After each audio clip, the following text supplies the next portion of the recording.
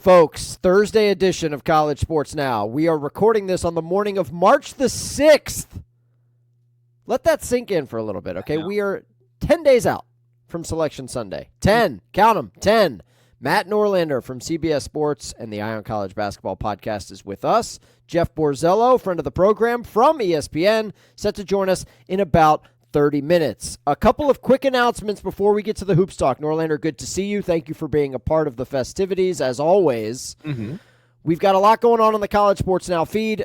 Megan Gower and Rob Joyce have the Gower Hour. Women's basketball conference tournaments are in full swing. They will be dropping a pod on Friday. That is tomorrow for you college baseball nuts.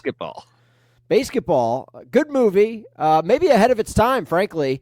Anyway, the College Baseball Show 3D, Kyle Schassberger and David Kahn, that drops on Tuesday. That's in the feed for those of you that need your ping fix.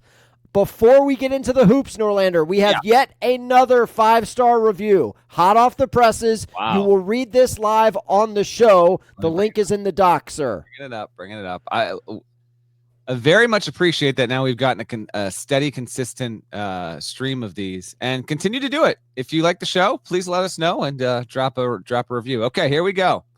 The show that holds people in line is the title of this review. Great college basketball coverage starting in January, but what I really appreciate is that this podcast holds people accountable. Stephen A. Hartzell. Is your middle initial A, by the way? Not my middle initial, but continue. A. Hartzell. I like it. That's almost as good as Cash Bar Buzz. Stephen A. Hartzell. That's sticking, buddy. That is sticking. Stephen A. Hartzell doesn't let the minor details go unnoticed. If your name is Joe Lunardi, Jerry Palm, or insert other big name here, and your job title says bracketologist, you got to be updating your bracket projections every day. Most people scoop by this as if it's not that important, but Hartzell is on it. Hold these men accountable sign. A former CSN podcast guest?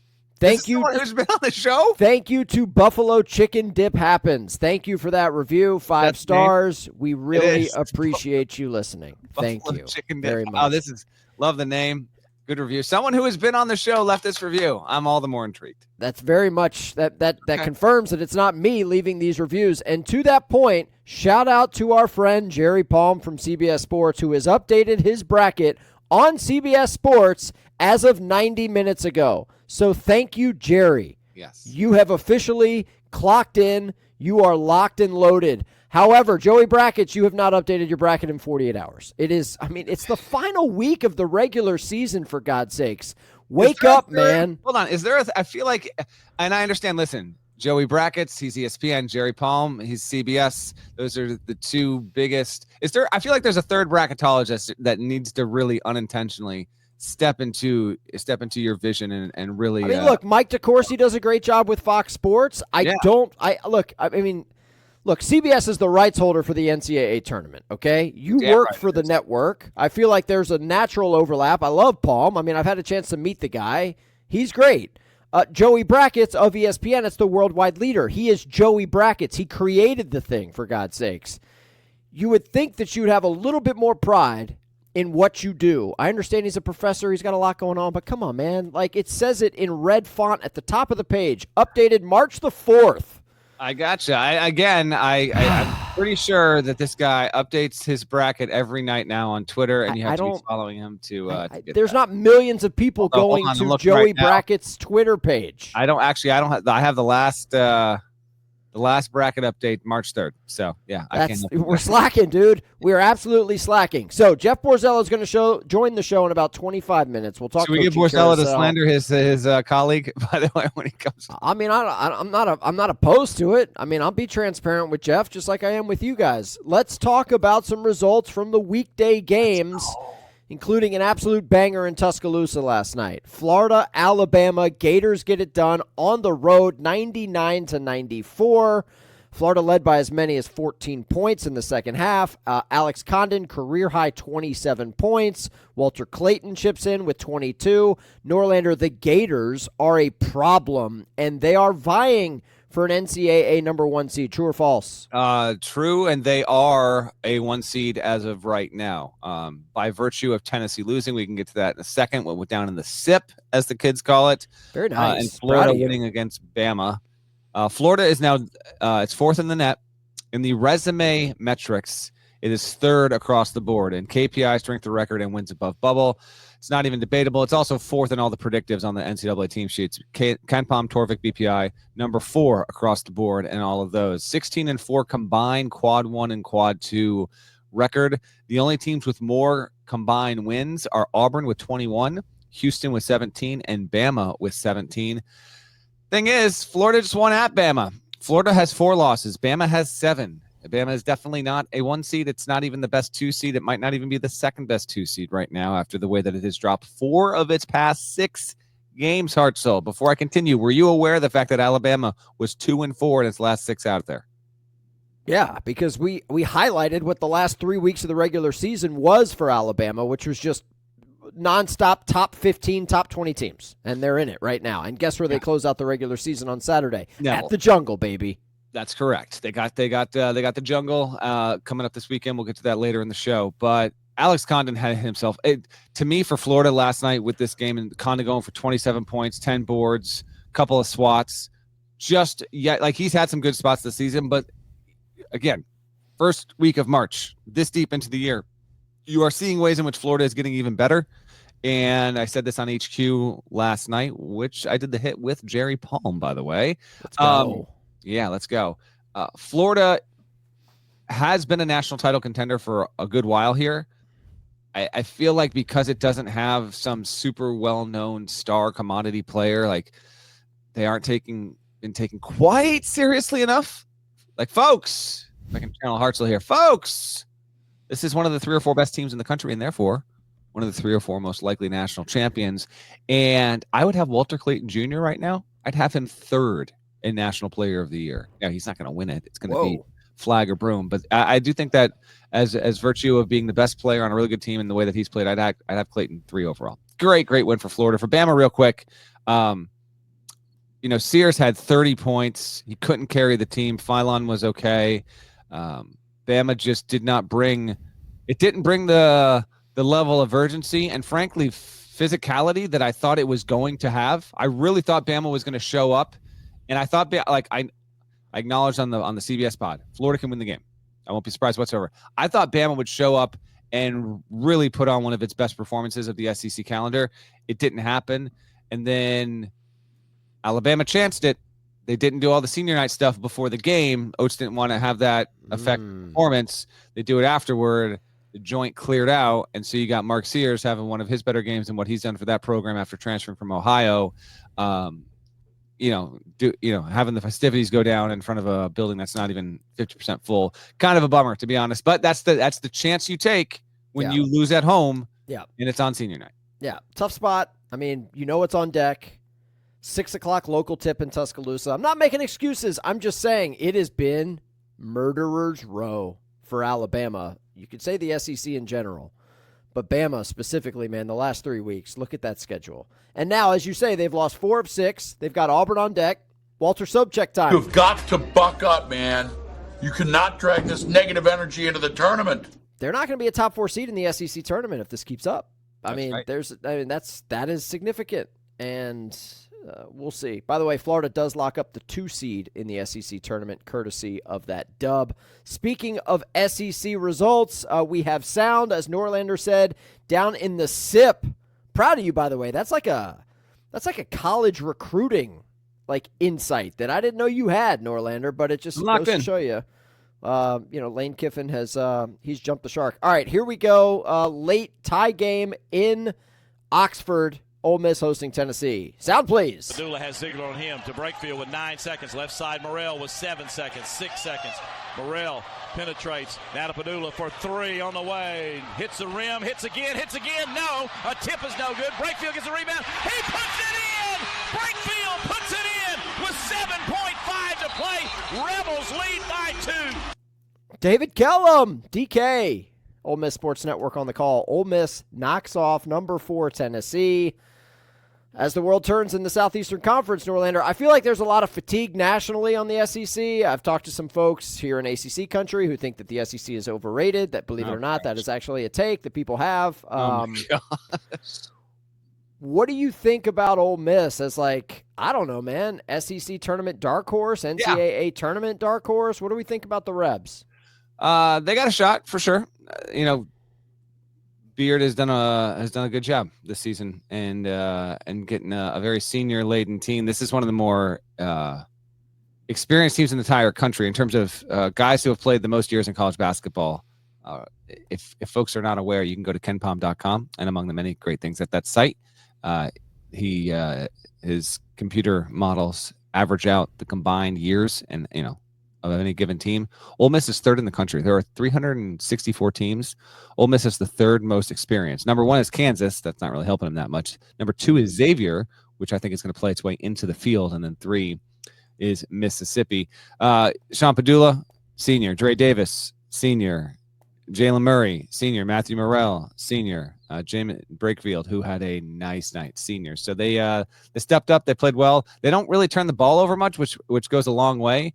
It's a solid enough defensive team, and it's a good squad. I wouldn't personally label it to be a Final Four dark horse. I don't think they've got quite the roster composition to win 4 in the Big Dance, but they could be an Elite 8 team. And this kind of win, I thought was pretty important overall.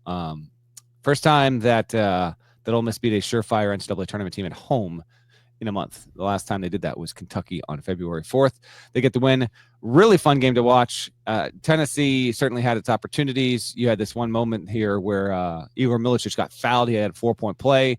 He actually had the ball in his hands to send the game to overtime, and it's almost like he was more freed up than he thought he would be and found himself closer to the rim and in the air as time was expiring. And he just had to kind of it was like a hot potato. He was like, he had to get rid of it. Came off awkwardly, didn't fall through.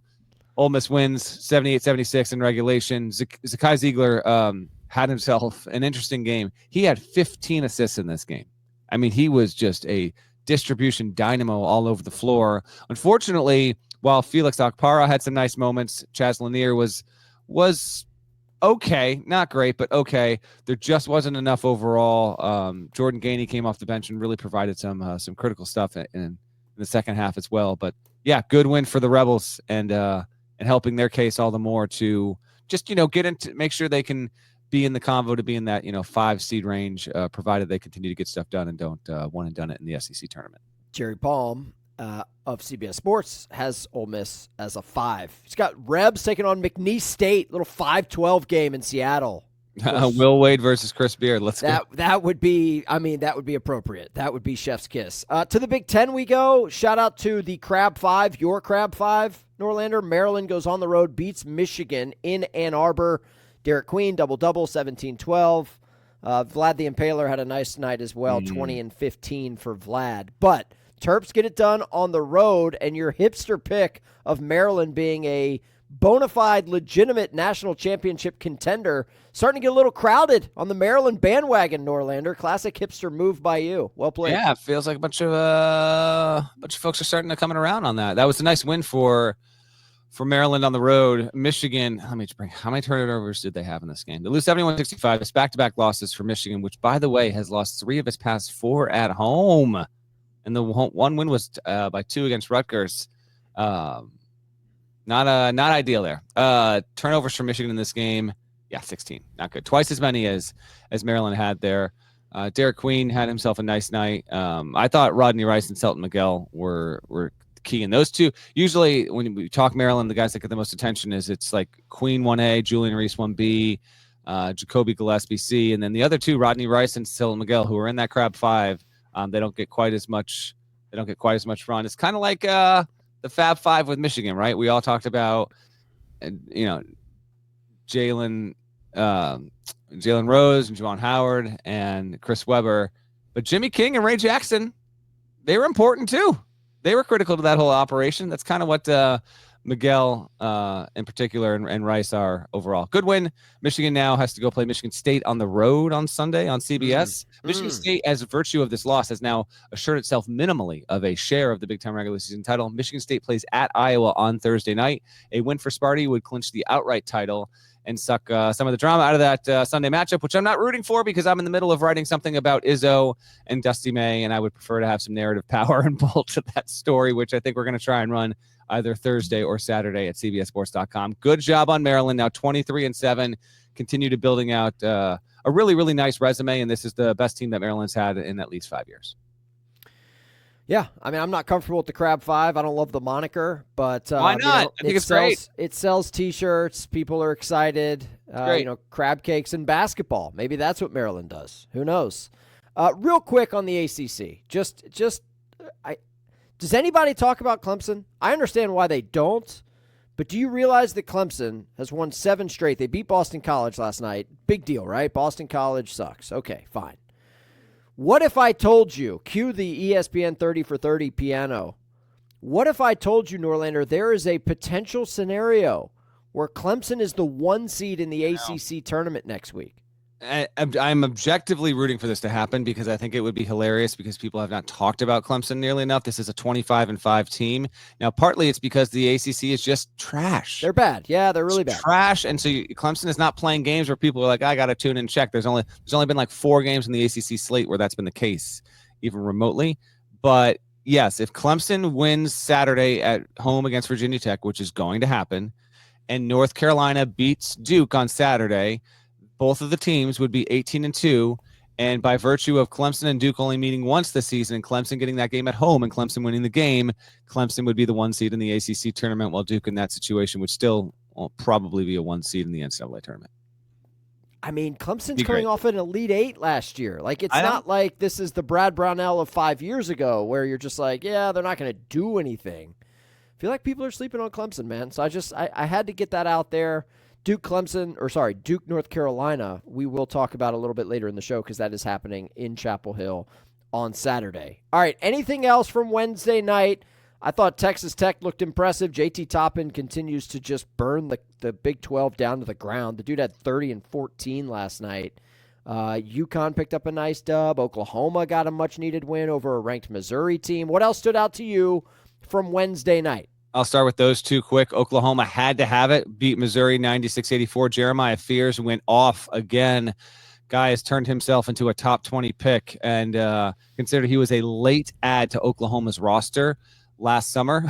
If they didn't have him, oh boy, I don't even know. Oklahoma would be in South Carolina territory. But a good win at home. Keep your tournament prospects alive. I'd still have the Sooners. I think I'd have them out, maybe the first or second team out, but they needed to win. They got the win. UConn beating Marquette 72-66. Hurley had some entertaining animations on the sideline. Alex Caravan does well for himself. All 5 UConn starters get double figures, led by Caravan's 21 points, and he hit the 3 with about 12, 13 seconds to go. Put UConn up by 4, secured the win. UConn has now swept Marquette. If you're a UConn fan, that was a uplifting performance. Not that you ran away or blew out Marquette. It's more if you watched how that game went for 2 hours and saw how the team responded basically in every instance in which Marquette was punching back. Really impressive. Cam Jones just remains an absolute joy to watch play basketball, and I can't wait to see it again in person at the Big East tournament a week from today, by the way. And this result did have impact on the bracket in the Big East because UConn now has to wrap the regular season at home against Seton Hall. I'm aware that UConn lost at Seton Hall. It's one of the worst losses by any team that's heading toward the NCAA tournament from an at-large perspective. Nevertheless, UConn will beat Seton Hall this weekend, and in doing so, we'll get the 3 seed in the Big East tournament. That has significance for a couple of reasons. One, if UConn is playing at a much higher level, Xavier is going to be in that 4-5 game, and I'll get to Xavier in just a second here. Xavier will avoid UConn in doing so, and I think that is important for Xavier's NCAA tournament prospects. And UConn will then be on the other side of the bracket from St. John's, which has swept UConn, and that gives us the potential for, instead of getting UConn St. John's on a Friday night, which would be fine, and I'd be totally good with it if that wound up happening, we could have UConn St. John's Part 3 on Saturday for the Big East tournament title, and wouldn't that be special and spicy? So keep that in mind. That's why last night's result meant something. Xavier, by the way, beat Butler 91-78. Musketeers are now they're really right on the cut line. They're either the last team in or the first team out, however you want to look at it. They wrap at home against Providence this weekend. Should get that win. Keep an eye on that. Elsewhere from Wednesday, Wisconsin beat Minnesota. Not too notable there. I'm just scrolling down the results here, Hartzell. No, I think we covered everything that's truly notable. There's not too much else to get into. There's a little result here, a little result there, but nothing that we need to really dive into because a lot of it involved irrelevant teams that are no longer in the NCAA tournament picture. For example, Pitt, which has been out for a while, got beat by NC State and gave the Wolfpack their first decent moment in a long while. Let's go to Tuesday. I'll toss it right back up to you. You tee it up and you take it where you want, because we've got a number of notable results that went down on Tuesday, which was a very bubble-laden night in college hoops. Well, Tuesday, the story is number one Auburn going down. Very much appreciate the first name, last name shout out on the Eye on College Basketball podcast. My buddy, Stephen Hartzell. Wow. I mean, I appreciate that. Cash Bar Buzz did save Texas A&M. That's right, buddy. $250,000 in the non-court storm when they knocked off Auburn. It stopped a 4-game losing streak for A&M. And look, something that you said on our Monday show has kind of stuck with me. Whether you realize it or not.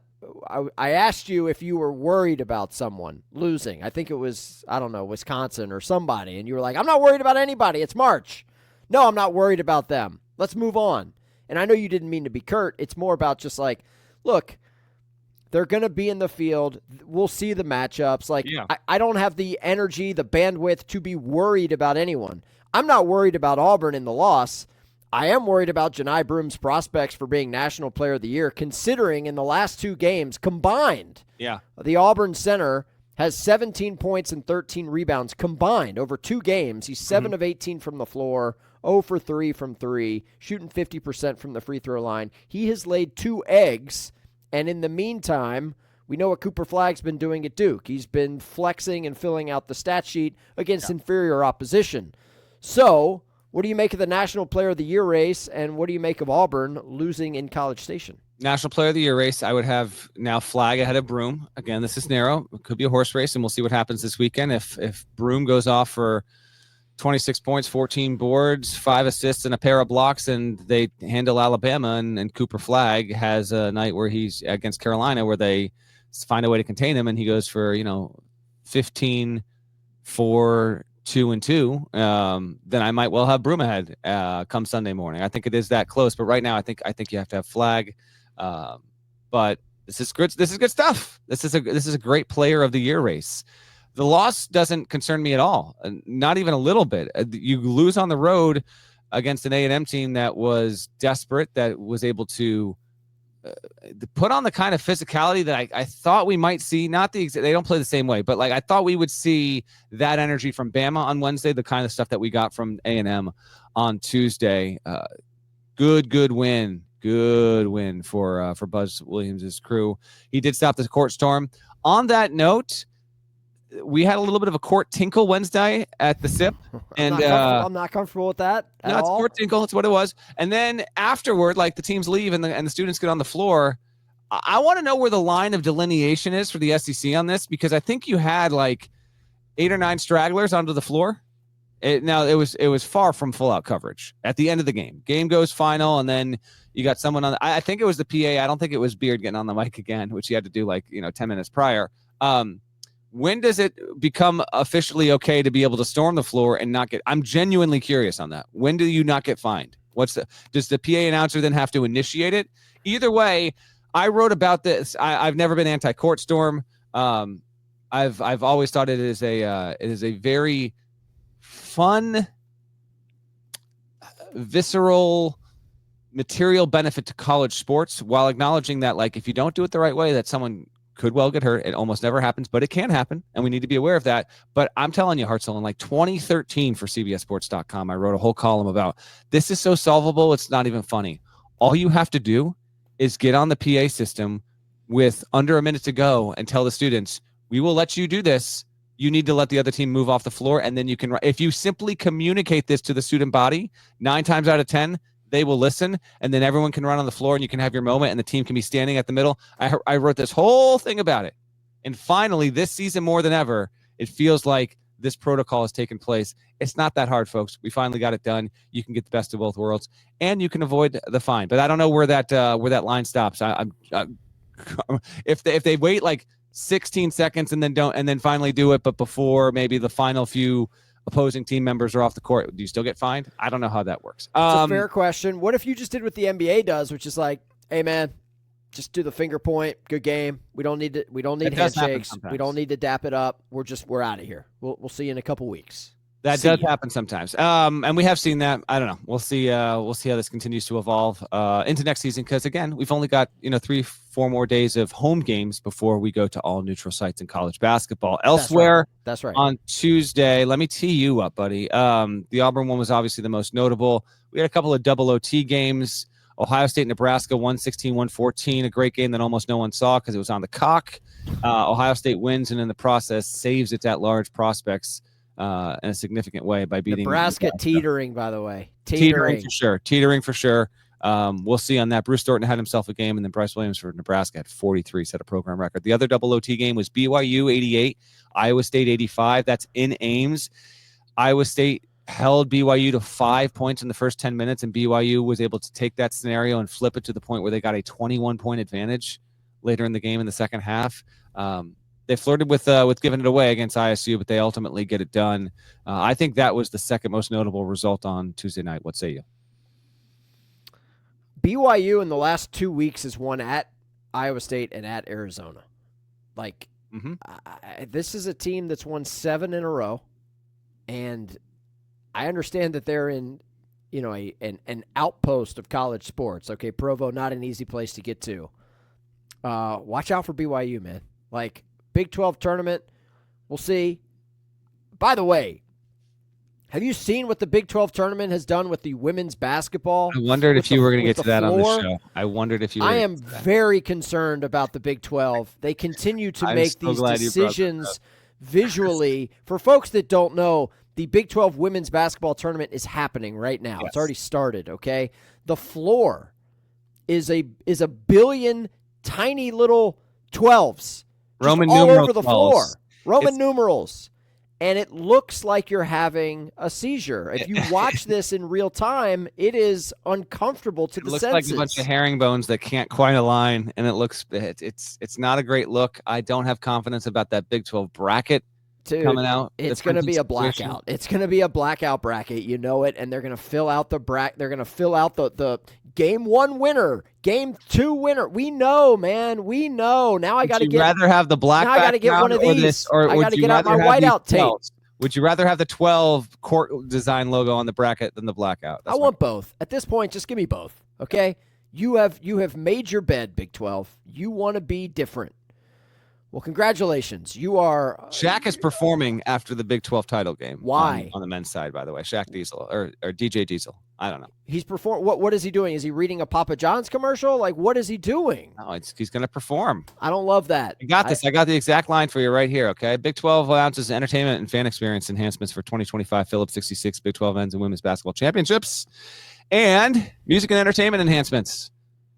A variety of performers will take the stage at Power and Light District's Kansas City Live from March 8th through March 15th. Switch will perform on March 8th, while DJ Code Pete will perform on March 9th. Champaign will take the stage on March 12th. Montage will take the stage on March 13th. And Charlie Jordan will perform following the final game on Friday, March 14th.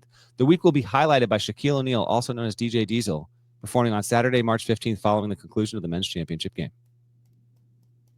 Okay. There we go. Sure. Whatever.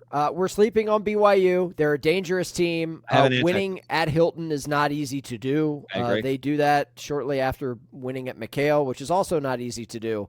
I also thought Texas winning at Mississippi State was notable Tuesday night. That was an overtime win in Starkville. Yeah.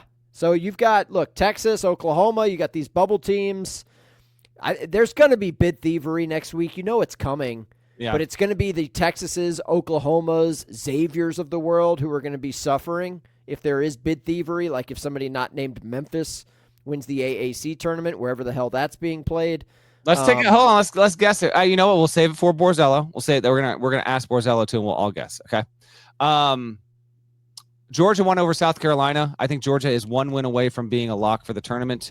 It's got it done. Just don't lose the finale this weekend and lose your first SEC tournament game. And I think Mike White's going to have the Bulldogs back in the tournament. If you're curious on the last time Georgia made the NCAAs, you're right to be curious because it's been a while, folks. 10 years, 2015 under Mark Fox, the last time Georgia was in the the big dance. Before we get to Borzello, anything else from Tuesday that stood out to you? New Mexico getting a win on the road over Nevada, clinching the Mountain West regular season championship. Arkansas winning at Vandy, not messing around there. They got it done. Oregon beat Indiana out west. I know you were absolutely locked all the way in on that game. 73-64. Nate Biddle had himself a nice night, but it was Jackson Shellstad's three-pointer that provided the separation in the final minute and keeping the Hoosiers on the bubble in the process. Anything you want to get to from Tuesday? No. Not even I will acknowledge, though, before Borzello joins the show. Yes. Last time we podcasted on Monday of last week, I gave out some Monday of this week, I gave out some very bad advice about Wake Forest catching 21.5 at Duke. So I would like to apologize for the 2 or 3 people out there for entertainment purposes only who may or may not have taken that advice and watched that thing go up in flames very quickly at Cameron Indoor. So I apologize. Wake, enjoy the NIT. I got nothing left for you, man. You might as well lose at home to Georgia Tech on Saturday. NIT bound for sure. I shared this stat on social. Duke has won 4 consecutive games by 33-plus points.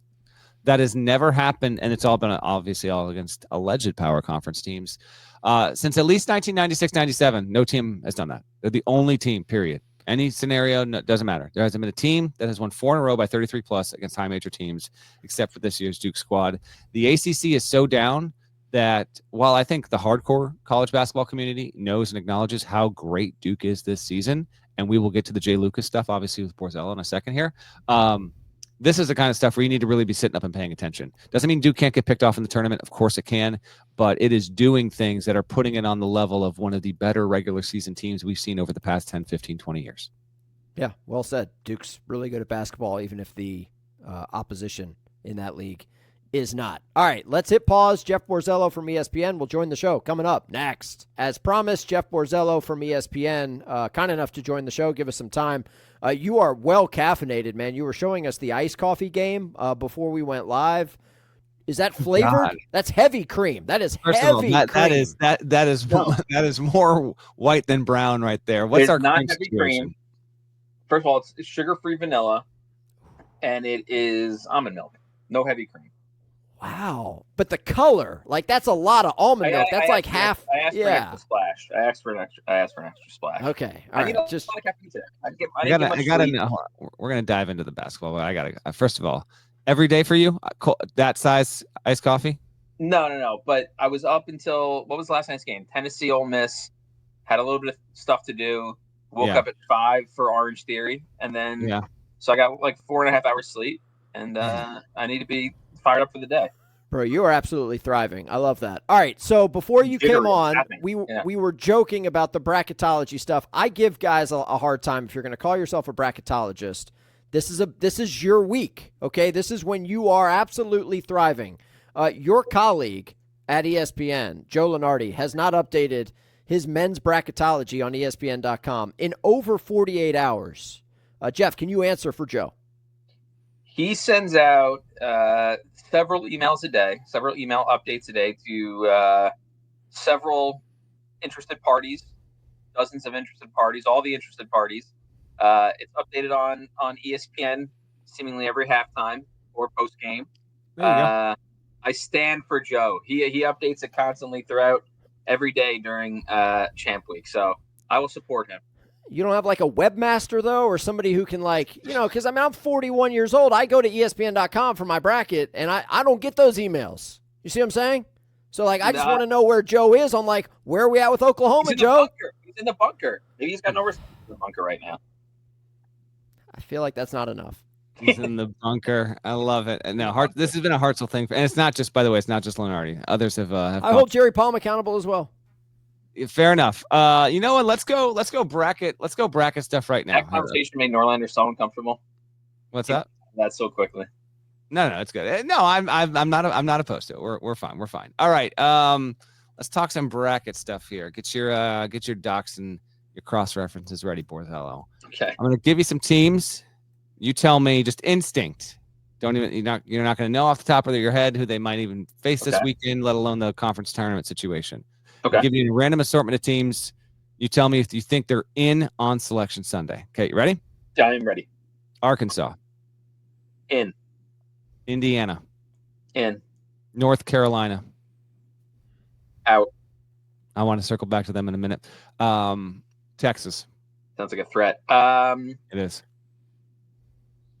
Texas, I will say in. Oklahoma.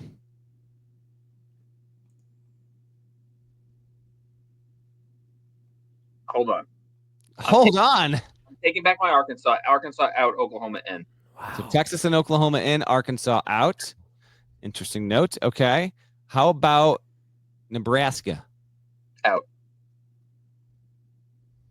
Boise State. Out. They're going to get in. Drake, if it loses in the Valley Championship game. In. I agree with you, and I don't feel like enough people are talking about this because I think The only problem with that isn't, and we've gone through it tons of times before. If they lose in that title game, it's Sunday. They have a full week for teams to pass them, and it's always concerning. I feel like we've had it like Northern Iowa. I feel like they were in after they lost, and then they ended up like 8 spots out of the tournament by the time Selection Sunday rolled around. So it's a tough time to have your title game giving a week for bubble teams to pass you. It is, and on that note, a year ago, everyone presumed Indiana State, although there was a typical groundswell. To be honest, what? I never thought Indiana State was going to make it. Well, then you were wrong in this regard because Indiana was the second team out of the bracket, and we had 6 bid thieves. So had it been a normal year of bid thievery, ISU would have been in the field, but it didn't go that way because we had a record-setting amount of bid thievery. I was right though because they didn't get in. You are half right. Last one, a team that almost never gets talked about these days. West Virginia. In. I think it's going to be in as well, and I think West Virginia is a team that people might think is more bubbly than it actually is. Yeah. The record is just 18-12. It can't. Don't lose at home to UCF this weekend. I do think them and San Diego State. I think they are both kind of maybe not as secure as I think one more win from both, and I think they'd be okay. But I don't think either of them could lose out and then still feel good on Selection Sunday. I think West Virginia, San Diego State, Georgia. These are teams that are 1 win away from lock status. Mm-hmm. The Arkansas thing. So just to circle back to that. Yep. If the arrow's out, I think when it comes down to tiebreakers on Selection Sunday, if he continues to be out, yes, I think that could be something where the committee says, well, if they're not going to be at full strength, we're going to leave them out and put Oklahoma in. The only problem with that is I just don't know if I have faith in the committee putting a 5-win SEC team in if Oklahoma loses this weekend. I agree with you on that. I actually made this point with Parrish on the Wednesday Eye on College Basketball show, and he wouldn't meet me here. On some level, even if you're in the best league ever, I can't in good conscience put a team in that's only won 5 league games. I just can't do it. I don't disagree. So Texas, if they beat Oklahoma on Saturday, there'll be 6 SEC wins. And I think for whatever reason, that just seems a lot more, I don't know, aesthetically pleasing. I agree with you on this. I know it's only 1 game. I literally think it makes a difference. 13. I think it makes a difference, yeah. I fast forward to Sunday, Selection Sunday. I'm curious. I know what Norlander has to do because he works with and for CBS, so he's got to be in studio. How do you watch the selection show? I mean, you work in the industry, so do you hunker down like we all do, or are you watching it do you just wait for the bracket to come out? How do you get down? I watch it the same way I've watched it since I was 7 years old. I print out a blank bracket. Yes. And I get a pen and I fill it out as it's being announced. And I fill out my bracket. I used to wait until Thursday to actually fill it out. I fill it out immediately. My full bracket will be done by 6:35. Wow. Whenever the bracket's done being announced by CBS, because as soon as it ends, I have to put out an instant bracket with projected scores and analysis and things like that. So I'm making predictions and filling out my bracket on the fly. How's that worked out for you? I don't know. I got UConn right last year, okay? It worked out great. Yeah, not exactly. I'm on a limb. If you did it right now, would you have Auburn winning at all? No, I don't think so. I think you probably take Duke, wouldn't you? No. Yeah, okay. No, Jay Lucas. We'll get there in just a second there. Okay, so bracket right now, not knowing the matchups, who you taking? Florida? might take Florida. The only problem with that is Todd Golden's never won a tournament game. I don't know if you go from no tournament wins to a title. Has he really? He hasn't. So they got bounced last year in the tournament, and then when they had the Murray State game, they lost at San Francisco. He has yet to win a tournament game. Good call. It just seems like a sizable jump. Houston, Good call. I don't know. Ooh. Something about Houston just kind of always prevents me from picking them to win it all. I don't know. I'm usually pretty convinced of who I'm picking by this point, and I'm just not right now. Maybe I'll end up picking St. John's. That'd be something. I don't know if I can get there. Hartzell, I got one more question, then you can cook, and then we'll get into some carousel stuff. On the Carolina stuff, Here's the deal. So UNC's got Duke this weekend. We'll see if it can win the game. But the problem with Carolina, which is now 20-11 and has won 6 in a row, and the team seat situation for UNC as of this taping on Thursday morning is this: 38 in the net. The resume stuff is just not quite up to par here. 52 at KPI, 41 strength of record, 44 wins above bubble. That's an average of 46 in resume-based metrics. To me, if you're outside that, like, I'll give you leniency up to like 41, 42, maybe 43. It's still not good enough, and they're 1-10 in quad one. Just not there. They're 7-10. They're 3 games under 500 in Q1 and Q2. So they're not in the field right now. The problem with UNC, if you looked ahead, JB, is this. The ACC standings right now have Duke 1, Clemson 2, Louisville 3. That's going to be the order. It's probably going to be the ultimate order unless Carolina wins and Duke loses and Clemson wins, and then they flip it, and that'll be hilarious. Carolina, with the way the ACC bracket's going to play out, it's going to be either 14-6 or 13-7. And I guess we got to wait and see what happens with SMU. It plays at Florida State. But either way, it's going to be locked into that situation where when it plays its first legitimate tournament team in the ACC tournament, it's going to be Duke. Well, so Carolina's not going to beat Duke in the ACC tournament. It might not be. So if Carolina loses this week, Wake Forest can jump them because they have the tiebreaker. They beat Carolina. They did not lose to Carolina. So there's a chance UNC could drop to the 6 and avoid Duke until the title game. Well, they would have to beat Clemson or Louisville to get there. Like, yes, there is a way to avoid Duke in the semifinal. But because I thought the same thing as you. I thought like they either had to beat Duke Saturday or beat them in the ACC semis. I think there's a way they can avoid them until the title game. If they lose this week, Wake Forest and SMU win, I think they drop down to 6. It gets weird for UNC because it's almost like you need to lose to Duke in order to win. Because if you lose to Duke in your scenario, you want to hold off Duke as long as possible, and then you could conceivably beat Louisville or Clemson maybe in the ACC tournament. You get to the ACC final. I think in that scenario, Carolina would be in. If it lost to Duke this weekend, made the ACC title game, and lost to Duke, I think it would be in the field. Would you agree? The nightmare scenario for them, whether they lose to Duke this weekend, and then Wake Forest gets upset by Georgia Tech at home, and then they play Duke again. And then they have no chance to really boost their resume without beating Duke, and that's just. But the other problem for Carolina is if it beats Duke this weekend, that'll be a big win, and they would be in the field. I think it would put them in. They would be in the field with a win. However, if they lost again to Duke would it be the semis or would it be the quarters? I thought it would be the quarters. I know if it's 4-5, it'd be the semis. They would play SMU or Wake Forest. Yeah. So, and then let's say you beat SMU, that does nothing, and then you lose to Duke in the semis. I'm not convinced that gets them in the field. That's all. It will be. In. I do. You think so? Carolina gets a win over Duke, and they're in. Yes. I'm going. That's what I'm saying. But you're saying it's not going to happen. You had them out of the field. Okay. There we go. Yeah, I don't think they're beating Duke. Right, Jeff, this is a segue into the coaching carousel discussion because there's ACC openings, but I'm just curious your perspective on like the ACC being so down this year. Is this an aberration or is this the new norm? The ACC underachieving in basketball. I mean, I feel like we've had this conversation for like several years now, which makes me think it's not necessarily an aberration. Now, the league kind of always makes us look dumb by having an incredible NCAA tournament seemingly every year. There's just, in an NIL era, there's a lot of teams in the league that don't spend money to the extent that schools in the SEC, Big East, Big Ten do. And I mean, that could change in a revenue sharing era where ACC schools have more money to spend. But, right now, the bottom half of the league is not spending the way the bottom half of the SEC is, or the bottom half of the Big Ten is. And so I think that's where, they're never going to have 14 teams in the tournament. No league is probably ever going to have 14 teams in the tournament like the SEC might this year. But I just think that the disparity in spending from league to league is why the ACC is in the position they're in. What is that NIL number? Like I'm curious. Like how much are we talking for an ACC, like a middle of the pack ACC team program? How much do they need to be spending in basketball each year? Probably around $4 to 5 million.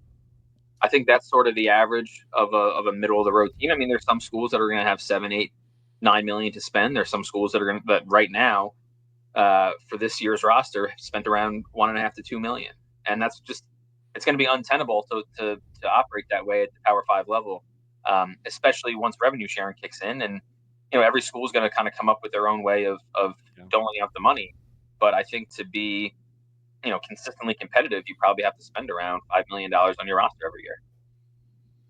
Yeah, I got told that Virginia, which is set to open, anticipates having between revenue sharing and NIL. Wants to be creeping in on the 7 million figure for this year's cycle. Again, that's NIL and revenue sharing. So we'll wait and see on that. Let's we'll talk. I want to talk a lot of carousel here, as we do every year when Borzello joins the show. Let's start on Jay Lucas. You and I both reported on Wednesday that it should be official at some point here today. Yeah, they announced at 9:15 this morning. They did. Okay, I've been doing the show since then, so it's already been official. So there we go. Good job, us. Jay Lucas is going to leave Duke in about 72 hours here. This is obviously caught the attention of folks, understandably so, because it is unprecedented in that you have an assistant coach leaving a team potentially as long as like a month before the end of the season to go run another program.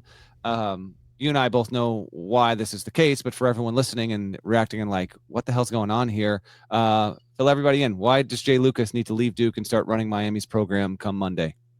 I mean, as soon as Miami season ends, which will be in the next, 5 days, whenever they get knocked out of the ACC tournament, which presumably will be early, they need to start preparing for next year. They need to keep kids out of the portal, which doesn't open until it opens a week later than last year. But still, kids are going to be, planning to enter the portal or, making their decision on whether to stay or go. Lucas will have to figure out what their salary cap's going to be next year, how much NIL they have, how much money they have to spend. Does he want any players that are still on the roster? He's going to have to meet with the players to kind of have those conversations. And, once the portal opens, they're going to have to be full steam ahead. It would have been really difficult for him to do both. Now, we've seen it in football where coaches can do both.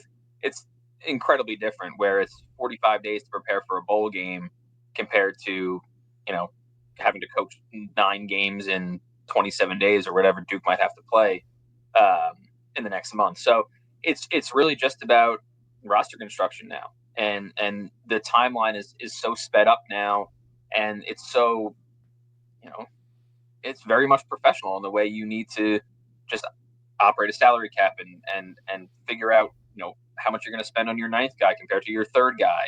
And I would imagine Jay Lucas is going to want to pretty much overhaul the roster. And I would imagine a lot of those kids currently on the Miami roster will enter the portal. And so those conversations will have to be had before the portal opens. And, having to do it by phone or, you're flying into Miami for a day to meet with some kids and you're flying back to Duke, or you're flying to the ACC tournament or the NCAA tournament. It's just, it's very, very difficult. And, people could blame the NCAA for opening the portal on the 24th instead of after the tournament ends. They could blame whatever they want, but that's just kind of the way of the world now. And that's why we saw 5, obviously retirements played a factor, but we've seen several high majors, and we saw it last year too, get a jump start on the carousel by getting rid of their guy early and getting the ball rolling, as opposed to waiting until, the end of the regular season or the end of the conference tournament to make their move. Everything is just, the timeline is just so quick now. You might have to get 12 new guys by the end of April, and Jay Lucas and if Utah makes a hire this week, they're going to want to have as much time as they can to get ahead of that. Point of clarification: ACC bottom 3 teams not to the tournament. Miami season will be done Saturday night. There you go. that staff will clear out its offices on Sunday. I assume Lucas will take a plane down to Miami on Sunday. I was told the presser is planned for Monday. Even more so to your point, JP. There. I asked this in all seriousness. I want your opinion because I know that this has kind of been tossed out there in reactionary terms since the news came out on Wednesday night. Lucas has been Duke's defensive coordinator. I mean, I went down there in the preseason and we actually spent probably a good 15-20 minutes on Duke's defense and why I was sitting with him and Chris Carrawell, and they were extremely excited about the possibility that Duke could have one of the best defenses in the country. That is borne out. That's their 4th overall in adjusted defensive efficiency. They've been number 1 earlier this season. Duke loses its top, defensive-minded assistant. Does this, in your opinion, have actual impact on Duke's potential to win the national championship? I don't think so. I don't think so. And I think it might have been not a, season-ending distraction, but it's just, he would have half his mind with Miami if he stayed. And now, that's just not, you don't have to deal with that variable now. I think the defense will be fine. The principles are still going to be there.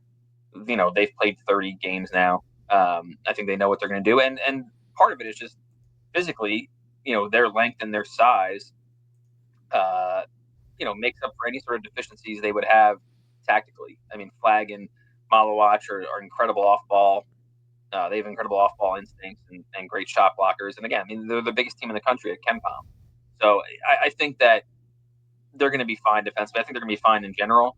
And just making sure you don't have one of your staff members thinking, oh, well, at Miami, we need this, and this. It's just, I don't know. I think it's probably better for all parties just to kind of have a clean break right now. Jeff, for those of us that do not follow college basketball recruiting, how do you think this is going to play out with the Boozer twins who are committed to Duke, but were recruited by Jai Lucas, who is now the head coach at Miami? Yeah, that's kind of the $1 million or several $1 million question, I guess. Can he get them to flip? And again, that's kind of another variable in this whole Lucas leaving after the regular season thing. It's logical to think that there are some recruits and some players on the roster now that will want to go with Jay to Miami. And it make for kind of an awkward situation if some of those conversations needed to be had at Duke. So will the Boozers follow him? There are some people that think so. I don't know I don't think the Boozers went to Duke for Jay Lucas. And so I don't know if they will necessarily flip to Miami now that he's going there. I think that Duke, Miami was right there until the end with Larinaga, and they made a good pitch. I think Duke, they have a lot invested in them. And I think Duke was involved very, very early, and it was not even supposed to be a close recruitment. Miami made it very, tight until the end, back and forth. So my gut says they stay, but I think Miami's going to do whatever it can to try to get them to flip. I'm looking at the Miami release. Photoshop culture has now gotten to the point where official press releases are including images. Jay Lucas has never been in Miami gear, and I'm looking at an edit as part of it. It's just hilarious. This never used to be the case, and now this is now literally a part of what we're looking at here. All right, let's look around at carousel right now. Miami's the first job to close. Utah could be next. Sources have indicated to me for a few days now that Alex Jensen has the job offer. He is a Dallas Mavericks assistant. He is an alumnus of Utah. He was on the most recent Utah team to make the Elite Eight, let alone Final Four, and that was in 1998 under Rick Majerus. So we will wait and see. I think we'll know either way in the next, 2 to 3 hours. I'm thinking it should. I thought you were going to say by end of day, and I would say I think that should absolutely be the case here. So by the time some people listen to this, that might be known by this point. But Utah, we'll see if it closes soon here. You've got Virginia impending to open, Florida State, which will officially open once their season is over as well. And who am I forgetting here? Is that it? No, yeah, that's it, because we did Miami, Utah. There are 5. No, Indiana. Sorry. Okay, let's just talk the ones that are open, and then we'll speculate on the ones that we think will open. We'll go Indiana. That's the biggest one first. Where do you think the search is right now? Who do you think should be the next coach at Indiana. A reasonable pick that you think would say yes if offered. So right now, I mean, obviously they made their overtures to Brad Stevens and Dusty May. Neither is going to end up in Bloomington. From what I understand, they're kind of taking their time now, not hitting pause totally, but doing some due diligence on some of the lesser known potential names that could get involved there. Ben McCollum being one of them. I do think that they are, still entertaining the idea of a Buzz Williams or a Greg McDermott, somebody like that. But I think they know enough about those guys where they don't need to do a ton of due diligence on them. Now, I don't know if TJ Otzelberger would take it. He seems incredibly comfortable at Iowa State. From what I understand, he kind of likes the idea of being at a place where people aren't living and dying with every basketball result. But he did recently sign a contract extension or a new contract that dropped his buyout from somewhere in the $16 to $18 million range down to $4. And that just kind of gets the wheels turning in your head. Hey, why would he do that? So he is, attainable if Indiana wants to go that route. And I think he'd probably be the best coach without an enormous buyout on the market. Like I mentioned, Buzz Williams and Greg McDermott would probably fall into that bucket as well. So my next call would be Otzelberger. I don't know if he would take it. He seems really comfortable, but I think you have to make that call just to see if he'd entertain the idea. I put Scott Drew at like 5%. You think there's any shot? I think he'll listen to them, just like he listened to Louisville and Kentucky last year. Do you turn down Louisville and especially Kentucky to say yes to Indiana? And I know he's got some ties to the state, but like Valparaiso's the other side of the state. It's not like it's next door. It's multiple hours away, and he was there 25 years ago. Like I don't think it's like, I got to get back there because I coached at Valpo 30 years ago. I think he'll listen to them. I just don't know if he jumps. Like I think if he wanted to leave, he could have taken Kentucky and gone that route. So my gut says he stays at Baylor. I would say that as well, but I will say that my read on the situation is last year Baylor, in advance of Kentucky and Louisville opening, even though he really considered Kentucky more than Louisville, Baylor was well equipped to bring to the table a very good NIL situation. Not that it can't again this season, but it sounds like, they're going to have to rally again. And I know that Indiana is going to far exceed what Baylor is going to put together from an NIL package for its next coach. Indiana had one of the most expensive rosters in the country this year. Right. And you throw revenue sharing into the mix, and I think they'll be one of the biggest spenders or have the capability of being one of the biggest spenders again. Yeah. The thing that I don't know, and I don't know if you do as well, because Drew's at a private school, I don't know how big his buyout is. I actually don't have that information. So I don't know if we're looking at something manageable like 4 or 5. I don't think it's – I would have to somewhere in my notes. I don't think it's like 8 figures. I think it's less than that. Yeah. 7, 8? Depends on – But even still, even 7, 8 is still – that might still be the biggest buyout. Like I don't know what Ed Cooley's was when he went to Georgetown, but, the schools have not really spent several $1 million to buy contracts. Yeah, and with everything everything in college economics these days that could play a role. Hold on, Hartzell. I got one more, then you can tee us up. Let's go to the other schools. FSU. And we talked on Utah. So FSU and Virginia. What are your thoughts? What are you hearing there? FSU, I hear like 8 to 10 candidates. Like they're still going through the process. From what I understand, like it'll start moving once Florida State gets knocked out of the conference tournament, and they'll start really kind of honing in on who they want. I think we've probably heard similar names: Luke Laux, Sacramento Kings assistant, Duke assistant, Chris Carousel, which that would throw another. I know that would be something if you lost. If Schneider lost 2 assistants in the same league, that'd be wild. Yeah. Bucky McMillan, Tony Skinn, Alan Huss. I know Sam Cassell, Florida State alum. I think he'll probably speak to them, or maybe has spoken to them. But Andy Kennedy, also another name that's kind of been in the mix there. So they still have a fairly wide net, but I think they're going to start kind of trimming that down in the next week or so. I think it'll wind up being Laux. That's my prediction. What about Virginia? It's been kind of weirdly quiet. Like I feel like Ryan Odom was the logical name that jumped out early, and I think he's still very much in the mix.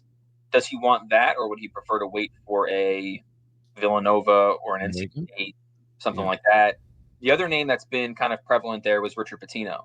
And I think he's going to be linked to a bunch of jobs. Like, I think if Alex Jensen says no to Utah, I think they're going to call Richard Pitino. I think UCF will call Richard Pitino. He was in the mix at Miami before they went for Jay Lucas. So I think he's going to be a popular name on the carousel. And, could Virginia be the landing spot for him? They already kind of have a head start on some of these other schools that could open. So those are the two names I hear. I keep hearing there's a sitting Power 5 coach that is in the mix, and I do not know who it is.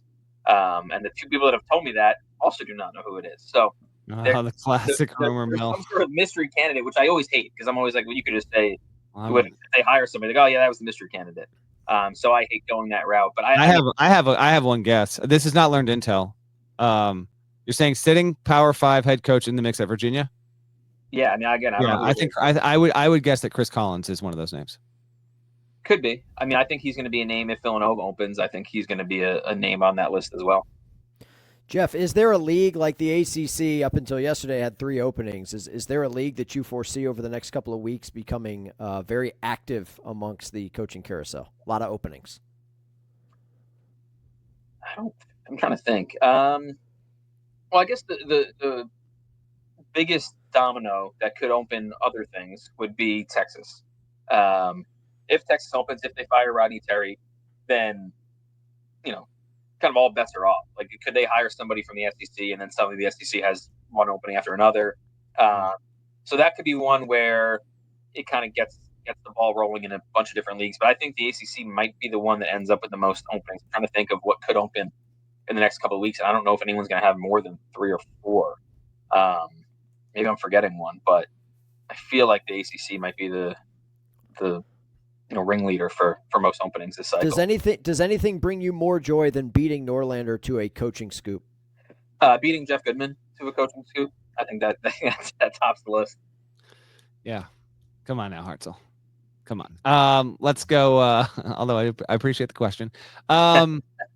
Let's go rapid fire. Yes, no, will it open? All right. I'm going. We did this last year. I think we did the past couple of years. We also did an over under like 2 years ago, and I forget. Oh, over under how many? Okay, so before I get to that, we're gonna have at least 5 Power 5s. Now I gotta look at my list. Hold on. Check your list here. Check your list. Cut your list.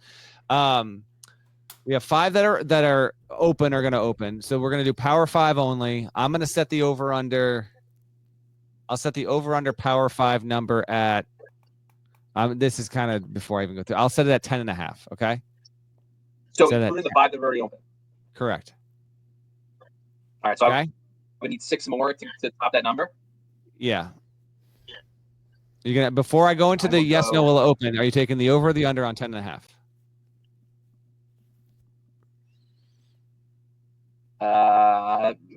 That is a really good line by you. Yeah, it is. I will go 1, 2, 3. I'm looking at my list. I think I go under. Ooh, I think I go over. I think it'll be 11. All right. No retirements. Retirements are not counting. Retirements count. It's got to if the job switches. Then I'm going on. Then I'll go over. Then I'll go over just to cover myself. Okay. Yeah. I think it'll be like 10 or 11 though. I think that's a really good line by you. Always this. Texas, will it open? Yes or no? We're just guessing here. Yes. I agree. I think that's the only one in the SEC that we need to be discussing at the moment here. Nothing else. Yes. You can keep an eye, I guess, on Oklahoma, but just Texas is the one that we're looking at. I think Oklahoma's safe right now. Yeah. Into the Big Ten. Iowa, yes or no? That's the one I'm kind of hemming and hawing over. I say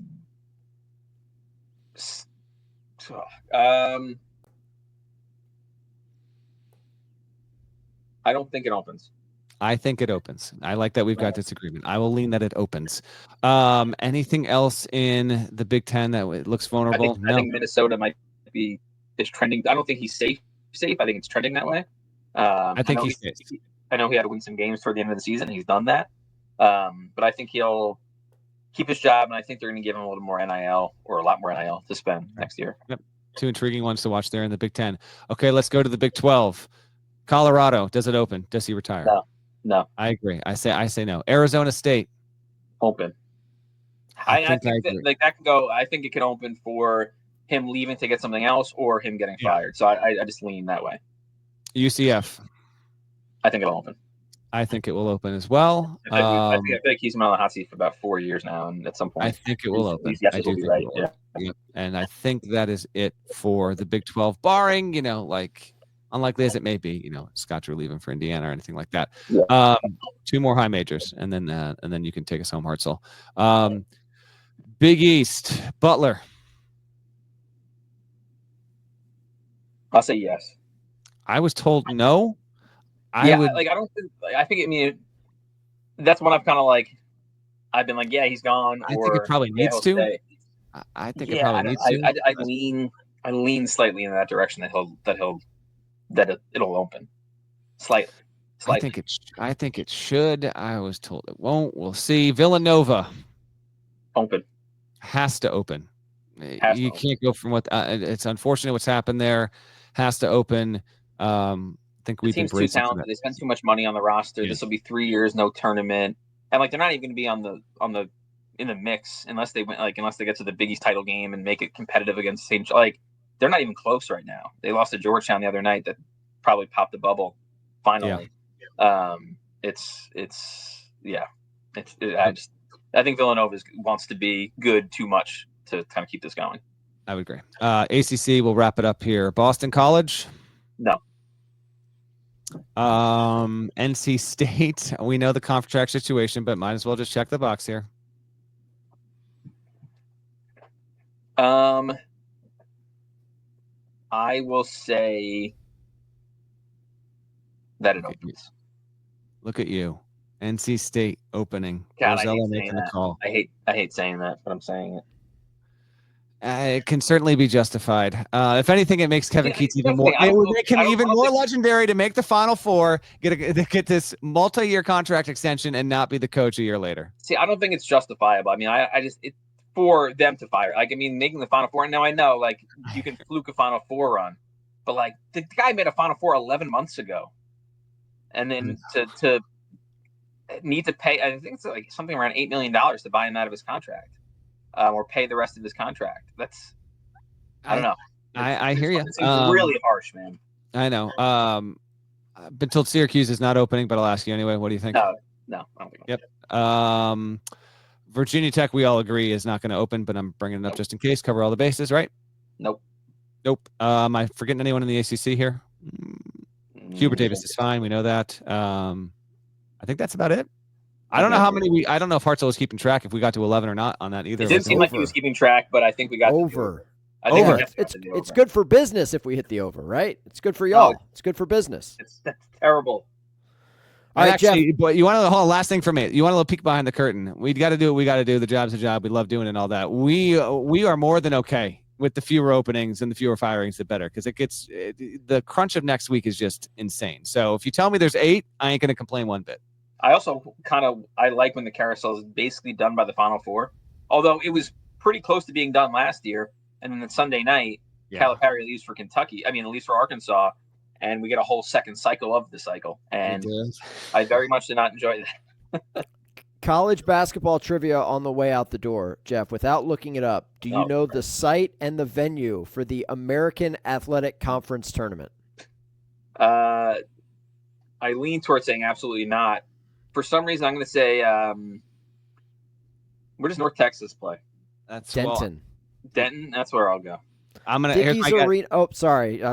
Dickies is my guess. Is it Fort Worth and Dickies? Yeah, it's Dickies. Okay, I wasn't that far. I was going to say Dallas because I didn't think that North Texas would play on their home court, so I should have said Dallas, and I would have been close. You're close. Is it worth printing the AAC tournament bracket? Yes or no? No. I don't print a single bracket. Besides the NCAA tournament besides the one. I will say no. What are you going to do with it? You're going to hang it on your wall like all the big conference tournaments? Yeah, some people like if to you print do that, internet. that's kind of cool. But outside of that, you just got a random piece of paper that you're filling out. Okay. All right. And, very and good. if that's what you're doing, I say no, not worth it. Okay. Very good. Jeff Borzello of ESPN, thank you for the time. That was a solid 40 minutes. Dude. Thank you. Did he match Fanta? That's the question. No, Fanta went. Fanta was longer? Yeah, Fanta was longer. How long was Fanta? Fanta was 43. Yeah, he was. Fanta was in his. Another 5. He was cooking. He was absolutely cooking. Is what he was doing. I could have pontificated on something. He was cooking. Jeff, thank you for the time, brother. We'll talk Thanks again for having soon. me on, guys. Thank you. Appreciate There you go. Jeff Borzello of ESPN defends Lunardi. He says he's holed up in the bunker. Defends Lunardi for not updating ESPN.com. I mean, just hold these people. It's okay to have standards when it's March the 6th. As you mentioned, there are days remaining. We've played 30 regular season college basketball games. By the way, do I need to remind you that we are 3 hours away from Salukis and Sycamore's first round of the Missouri Valley Conference in St. Louis? Does that do anything for you? Absolutely. Absolutely, it does something. And by the way, I'll be watching it with my older son. The streak continues. What do we have? Hang on. What do we have? Unfortunately, my guy was yakking his guts out last night until about 12:30, and so staying home as a precaution. Yet another pod between you and me where one of our children is home on a day when they otherwise would normally be at school. This has been 80% hit rate this season. Haven't seen anything like that. Here's the thing, buddy. I commend you. That is good parenting. You could have sent that kid to school. You could have done it. I don't disagree. Yeah. No, look, like you've seen obviously vomit, fever. These are kind of like telltale, like don't send your kid to school things, but it happens. I will say this. It's Thursday morning. I have to leave for Nashville on Monday afternoon. Okay. Driving to Nashville for the SEC tournament. Mm-hmm. I heard a cough from one of my kids this morning. And I again, man, I've got an 8-year-old. I've got a soon to be 6-year-old. I know when a cough is going to lead into something way grosser in about 24 to 48 hours. And I kid you not, man, every time I got to go out of town, one or both of those kids makes a turn for the worse. I mean, it never fails. Yeah. So what starts as a dry little hack on Thursday, telling you, man, by check back in with me in 48 hours. I wouldn't be surprised if we got strep throat all over again. Would not be surprised at all. All right, before we get out of here, and thank you again to Jeff Borzello for dropping some knowledge on us. Quick peek at the final weekend, yes, the final weekend of the regular season. Thursday night, Michigan State at Iowa. I know what you're thinking. Michigan State, they're vying for a 1 seed, blah, blah, blah. They're going to go to Iowa. They're going to handle their business. Not so fast, my friend. You got Michigan on deck this weekend. Michigan State has gone through a gauntlet in the Big Ten the last 2 weeks. Wouldn't be surprised if they struggle at Iowa tonight. Wouldn't be surprised. Am I crazy? 8 o'clock tip, FS1. You're not crazy. It's the only high major game on the docket. And, your boy over here is finishing up an Izzo-related feature. And the way that result goes will dictate when the story runs. A Michigan State loss would induce me to get the story up Friday. And a Michigan State win, I might push it back just a little bit there. So I think it's on the board. I think it's certainly possible. We'll see on that. Let me take Friday for you real quick. In addition to just tournament stuff, daytime ball, let's go. This is great. Purdue is at Illinois on Friday, 8 Eastern on Fox. Just a good ball matchup, folks. It's a good ball matchup for Big Ten tournament seeding. Colorado State plays at Boise State, 10 Eastern Friday night. The only reason why that game matters is Boise State with the win would be, I think it's in the field for good if it can win that game. If it can beat Colorado State, I think it's in. Colorado State needs to win the game just to be in the conversation to maybe get in the tournament. Colorado State's probably going to need to make the Mountain West final. However, it's not dead. And so there is a game with some real urgency there as well. Saturday, what do we got, Hartzell? I mean, in chronological order, at noon, can I interest you in St. John's at Marquette on Fox? Yes, please. Kentucky, Missouri on ESPN? Yes, please. Mississippi State at Arkansas. Those are 3 nooners, okay? That's a Let's go. Nooner window. Let's go. 2:30 Alabama Auburn, the rematch. I mean, Auburn's coming off a loss. Bama's coming off a loss. I'm not going to pretend like I know how these games are going to play out because I don't. But I wouldn't be surprised if Auburn gets right in a big way. We'll see. 2:30 tip on ESPN.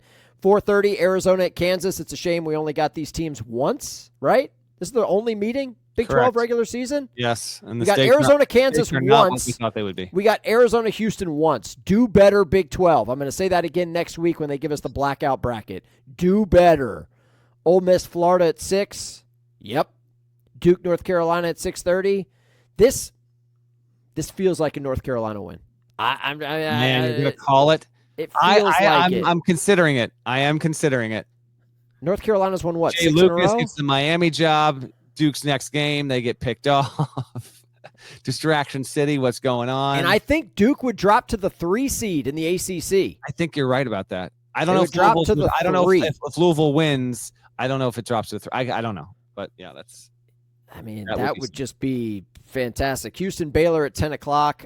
Real quick on Sunday, everybody you knows passed about by the double bubble game. CBS 3:45 Saturday. Ohio State, Indiana. Double Okay. bubble situation. Sure. Oh, did you say Oklahoma, Texas, SEC Network? Double bubble situation. 8 Eastern on Saturday. Double bubble. I like it. We got double bubbles. Okay, you got to keep the eye out on them for the old double bubbles. I think those are the only 2. Hold on, I'm checking real quick. I think those are the only 2 double bubbles on Saturday. I think that's it. No, that's it. Yeah, because that's on the bubble team. Okay, go ahead. Sunday, what do you got? Sunday, Michigan State at noon. Everybody knows this, okay? Big South final at noon on ESPN2. Atlantic Sun final at 2 on the Deuce. Missouri Valley Conference final on CBS at 2. Summit Really, League 2:15, final yes. at 9 on CBS Sports Network. Oh, yeah, by the way, my alma mater plays in the Sun Belt semis, 6 o'clock, ESPN Plus. Let's go. Come on, let's go. If you're not keeping track at home, by the way, I don't think Hartzell mentioned this. The first tournament bid will be handed out Saturday night. ESPN2, 9 Eastern. OVC gets the first team into the dance. So that's on Saturday at 9, ESPN2. Then on Sunday, Big South at noon, ASUN at 2, Valley at 2:15, Summit League at 9, CBS Sports Network. That's a new wrinkle to the championship week schedule. Summit League bumped it up to increase its profile because it's going against nothing else on Sunday night. And that's a good call by that league to get that done. 4 auto bids on Sunday when Hartzell and I podcast again on Monday before he packs up the car, turns up the goose, and drives a good 6 hours to Nashville. We're going to have more like 7, bro. teams. It's a long drive. We're going to have 5 teams into the tournament as of Monday morning. Can't wait. Come on, man. The best time of year. It's about to be not just a marathon. It's about to be a full-on sprint over the next month. I can't wait for it. This weekend is going to be freaking incrable, dude. I mean, I will push back. It is a marathon. It is not a sprint. Like it's a marathon that is also a sprint. That's what I'm saying. Okay. I mean, maybe there's intervals, right? Like that you're building up and then you're building up, crashing. This time on Monday, when we reconvene, I will have a packet of brackets. Okay, I print them all. Yeah, not all of them. Like I'm not printing the A10. Sorry, A10. Sorry, Ryan Odom. Not printing you, but I mean, and look, it's a it's a tale as old as time. If the Big 12 wants to, if they want to do this to us again, if they want to cost us precious toner, they will be called out here on CSN. It will absolutely happen. So, looking forward to that, Norlander. We got to go early on Monday, bro. We need to make this happen at 8:30 next week. Okay, 8:30. Something early. I got to load up the minivan. I got to get us out of here. All right. How about Borzello getting in an Orange Theory in the 5 a.m. hour? You liking that? That's not for me. I respect it. That's pre-dawn. That's too early. Isn't he solo? He's a lone wolf, right? No wife, no kids.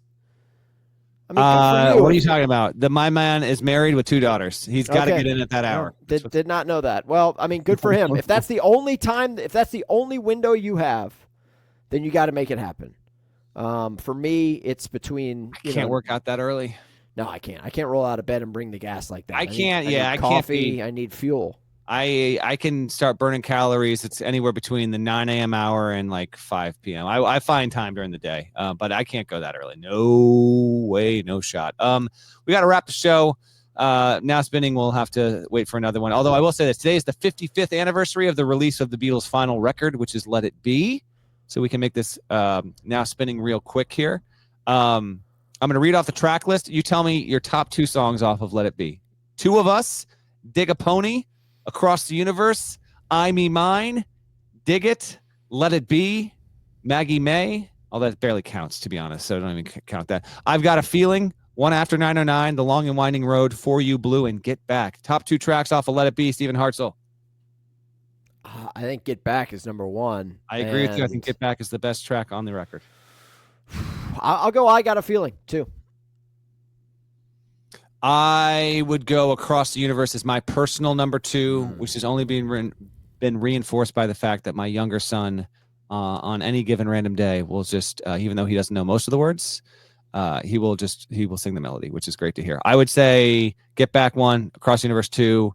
I've got a feeling 3, 2 of Us 4. That would be my top 4 off. Let it be. How's the documentary? I've seen it. What'd you think? I have not seen it. What? No, hold on. You're talking about the one that came out on Disney Plus that was like. That's correct. It's 3 that was episodes. great. It's like 6 hours long. That was great. Yeah. There was some other Beatles documentary that came out. I mean, the first 2 episodes are pretty sad, to be honest with you. They are, but it was great. I enjoyed it. It was kind of depressing, and then you get to the third, and you're like, okay, Billy Like Preston, 9 hours of welcome to the footage, show, folks. big dog. Let's go. And then you're like, I feel good. But those first 2 episodes are sad, man. They hated each other. All right, Norlander, thank you for bringing the gas. Jeff, Borzello of ESPN, thank you. Thank you for listening. Leave more reviews. Norlander will read them on Monday's show. Enjoy the games. See ya.